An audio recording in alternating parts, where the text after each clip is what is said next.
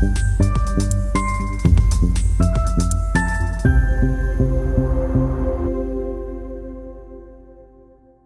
it's Kinga, and I am back with another YouTube video. I know I haven't posted for a few weeks. It was just so nice to take a break from social media, and I had so many other things to focus on. I got married as well, so all good news. And yesterday, I went to my 25-year high school reunion. Yeah, I know, I'm old. And honestly, it turned out to be one of the most healing experiences of my life. I remember walking there. I actually felt a little nervous. I had anxiety kicking in. I even cried at one point. I had to ask my husband to walk me at least to the corner because even after all these years, my body still carried a subtle trace of the old anxiety I used to feel connected to that period of my life. High school wasn't an easy time for me. I carried a lot of burdens from home, and probably many of you did, but also during high school, just before the last year, I witnessed something which made me silently struggle with depression later on. It was one of the hardest experiences of my life. I was 18, right? Yes, still a child. And I had to watch my father die, take his last breath. And just that whole experience stayed with me for months. I couldn't sleep. And the unprocessed grief deepened the weight of what I was already carrying in high school. And I was just a mess. I have to admit, I was a mess, just a traumatized, angry kid, just witnessing my father die. And I just slowly slipped into depression.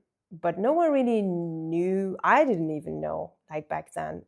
It only became clear to me much later in life. And so I didn't really get the support from the adults around me that I needed, not because they didn't want to, it's just because I guess back then we were not as trauma informed. We didn't know as much about how certain things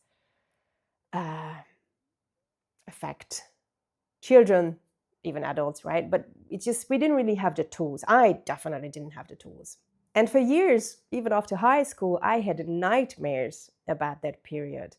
My subconscious kept replaying the stress, the heaviness, the old wounds, my father's death. But here's something I always knew deep down, is that those struggles were not because of my classmates. They weren't because of the other kids around me. They were just the reality of what I was going through back then. And okay, maybe the lack of adult support, but certainly not because of my classmates. So yesterday, walking into that gathering, I expected at least some of those old feelings to resurface, but instead, something different happened.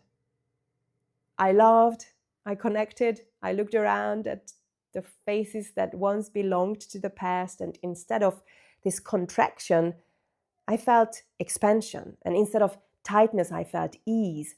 And that's when it really hit me, that this is what healing does. Healing doesn't erase the past, but it changes how your body holds it, how you can respond to it. And my nervous system no longer reacts as if I'm still that teenage girl under pressure. It recognizes that I am safe now, I am free now. I also noticed something else. I wasn't anxious about whether I fit in or whether I'd be accepted. A heaviness I had always carried in the past. Instead, my classmates created a safe container, an honest, loving, non-judgmental space where we could all open up about our past struggles, share our vulnerabilities, and still feel just loved, and accepted. That was a cherry on the cake for me, honestly. And that night just showed me the power of a loving community and the power of my nervous system healing journey. And I think when you shift from this energetic contraction to expansion, life opens up. The exact same situation that once triggered stress and anxiety can now just become a space for a connection, gratitude, and even joy. Healing is not about forgetting your story. It's about embodying a new response to it.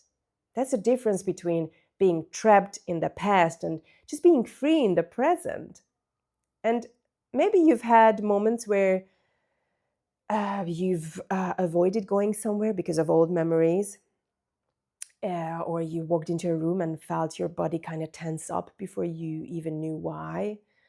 And yes, that's your nervous system remembering. And maybe you've also had moments where you realized that, you know what, I think I've changed. Like, wow, I'm not reacting the same way anymore. And that is healing, that is expansion. And the more safety you create in your body, the more freedom you gain to just expand into joy, connection, and possibility.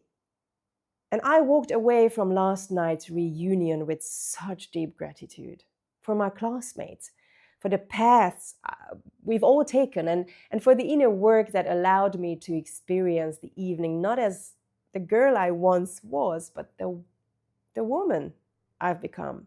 And that's what I want for you too, to feel that shift, to know that you are not trapped by your past, to know that your nervous system can rewire and your body can soften and your whole energy can just expand. It's such a different feeling, oh my God. And speaking of expansion, I've been building something that I'm so excited to share with you. I am launching my own app this year. It's going to be a dedicated space that just brings together all of my guided meditations and all of my audio courses in one place. It will also include live group meditations where we can connect in real time, no matter where you live, and experience this amplified energy of just visualizing our desires together. It's designed to help you feel safe in your body and expand into this freedom and joy that's already waiting for you on the other side. So click the link below to preview the app and sign up to the newsletter so I can notify you when the app is open for new members to join in. And I hope to see you on the inside. I really do. And remember that healing doesn't erase the past, but it changes how you carry it. From contraction to expansion. That's the journey.